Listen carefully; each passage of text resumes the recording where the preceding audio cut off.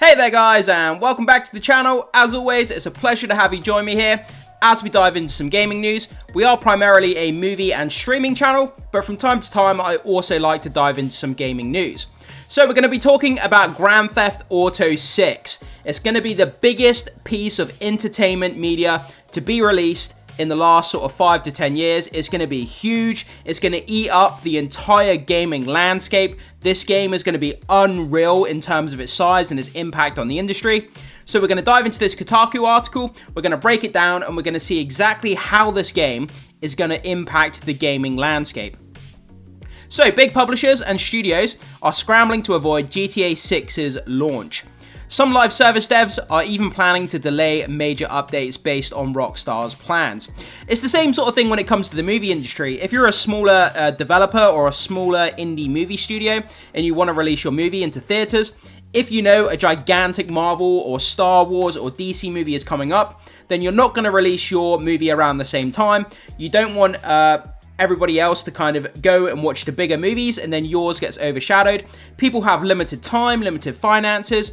So, for example, when it comes to the release of GTA 6, people are going to be picking it up, playing it, spending their money and time, and the smaller titles that don't have as much in the way of marketing or anything like that are going to be left by the wayside. So completely understandable why the smaller devs here are just trying to avoid the launch of this game. I completely understand it. So let's go down and get into this information here. So Grand Theft Auto 6 is officially launching later this fall. Well, that's the dream anyway. If there isn't more delays, we'll have to wait and see how that exactly pans out. On Xbox Series X and S and PS5, it will likely be one of the biggest game releases in history. Absolutely. Remember the last GTA game? Obviously GTA 5. Well, the current game, I should say. GTA 5. Remember how big the launch of that game was? This game is going to be 5-10 times the size. It's going to be ginormous. And yeah. So millions of players are planning to buy Rockstar's open world crime sim while inevitably ignoring other games. That's exactly what's going to happen. People are going to be saving their money, saving their time. People are going to be taking time off work, calling in sick, raiding their piggy banks for the money. Because this game is supposedly going to be costing about $100 to buy. Whether that's true or not, I'm not exactly sure. But yeah, people are going to be saving their money. People are going to be calling in sick to work. And it's just going to completely eat up the multimedia landscape. So the bad news for publishers and developers working on new games and big updates for live service titles. As a result, some of these companies are reportedly creating plans to avoid GTA 6 entirely. I mean, GTA 6 releases, you're not going to then release your smaller indie dev title like a week after this game comes out, because everybody will be infatuated with GTA 6. No one's going to play any other games apart from this. And yeah, avoid it like the plague. So, on March 25th, reporter Christopher Dring, over his recently launched newsletter and podcast, The Game Business, reported that he spoke to senior executives at multiple launch video game publishers about GTA 6's upcoming release and how it will impact their plans and decisions. While they all had slightly different answers and thoughts, the general consensus was that nobody, and I'll repeat that, nobody wanted to directly compete with Rockstar's juggernaut. I mean, just don't do it. I mean, just don't do it. It's not going to work out well for you. And it's just a fight that you would just not win. There's no way. When it says Rockstar's juggernaut, juggernaut is the correct term here. This game is bigger than life. I mean, there's people to this day who are still making GTA 5 content. And I mean, how long ago did that game come out now? And there's still channels featuring GTA 5 content that people watch. That goes to show you how the legs of this game goes. Like 5, 6, 7, 8, 9, even 10 years after a GTA game comes out, and people are still playing it, streaming it, watching it, commenting on it, and the cultural impact of it is just cannot be overstated. So, quote, "We don't want to be anywhere near GTA 6. We are working up multiple different plans for our titles," said an unnamed boss at a massive publisher. Yeah, I'm sure that they've kind of got a calendar in the office about when they're scheduling different games and pieces of media and content and things, and they've probably got GTA 6 pinned on the calendar, and then they've got a gigantic red circle around it with the word avoid underneath it. just within a month before or a month after, just completely just pretend the month doesn't exist when this game releases. So another exec at a big game company told the outlet that it's tough out there, even with GTA 6, even without GTA 6 around. Yeah, I mean, gaming has suffered over recent years, but a lot of the industry has kind of hurt themselves with their woke DEI nonsense they keep injecting into their games. It gets rejected by players, and a lot of the gaming industry has just hurt themselves because they keep putting that crap in their games.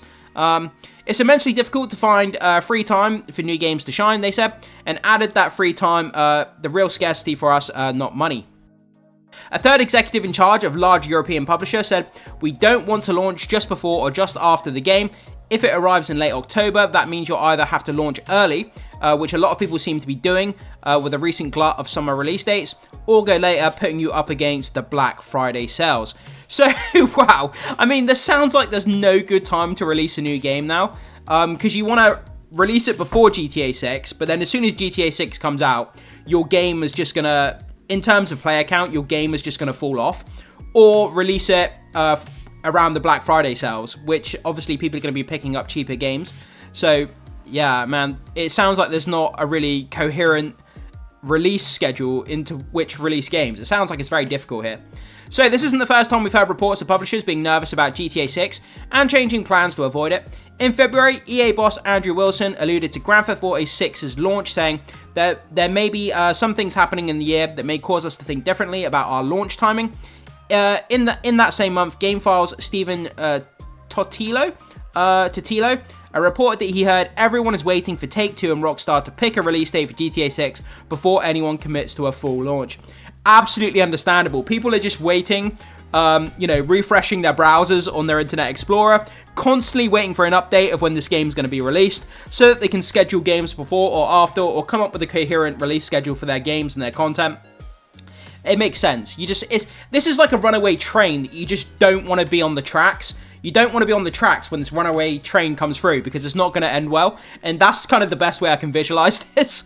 So live service devs are worried about Grand Theft Auto 6. Yeah, people who are playing these live service games, the big ones like Fortnite, all those types of games that need the online community to thrive. I reckon they're going to have a huge dip in the online player count as soon as this game comes out. So it's not just publishers that are nervous about GTA 6's massive impact on the industry. The game business reports that people working on two popular live service games are watching closely and will likely push updates back to get out of Rockstar's way. GTA 6 is basically a huge meteor, and we will just stay clear of the blast zone. That's another way of putting it, said one studio executive. We will nudge our release back or forward 3 weeks to avoid it. Of course, the problem is everyone is going to do the same. So 3 to 4 weeks before or after GTA 6, you're going to get a load of games dropping content in which they believe will be the safe zone. Yeah, so you're going to have this kind of buffer zone around the GTA 6 release date, before and after, where all of these different companies have rescheduled their content and media before and after the release of GTA 6. And you're going to have that buffer zone where a lot of content is being released around the atmosphere, kind of orbiting the GTA 6 planet, if you like. Another dev told the outlet that there's no point swimming against the current, and that they would just need to win players back once all the buzz start to cool around GTA 6. Yeah, but the question is, how long is that going to take? Obviously, with any new piece of content, you have the honeymoon period, right? So for the first sort of 2, 3, 4, maybe even up to 6 weeks, 7 weeks, everybody's going to be obsessed. There's going to be content. The internet's going to be swamped with this game. But how long is that going to last before it starts to drop off, before it starts to steady itself out? And when does it become safe for publishers to then start releasing their content after the release of GTA 6? That's kind of the big question. So perhaps the most frustrating problem publishers and developers are facing is that it's possible that Rockstar delays GTA 6 into 2026. If that happens, that means all the games that moved out of 2025 to avoid it would end up jumping right into the blast radius. Man, could you even imagine that? You come up with a release strategy for your content to move it out of the way of GTA 6. So you schedule your game into 2026 to avoid GTA 6, but then GTA 6 then gets pushed into 2026 right on top of your game. Woohoo! That would be crazy. You'd have to move the release date again. Yeah, unless they quickly delay it again or move release dates forward. According to Dring, publishers he spoke to have multiple plans just in case. Yeah, people are coming up with all different types of scenarios, like scenario 1, 2, and 3. If GTA 6 gets delayed into 2026, we'll do this. If it comes out in 2025, we're going to do this. Loads of these different kind of contingent plans as to what they're going to do in different scenarios. And that makes sense from a business perspective. You know, you want to make sure all the angles are covered, make sure all the escape plans are kind of open and ready for whatever kind of moves you have to make.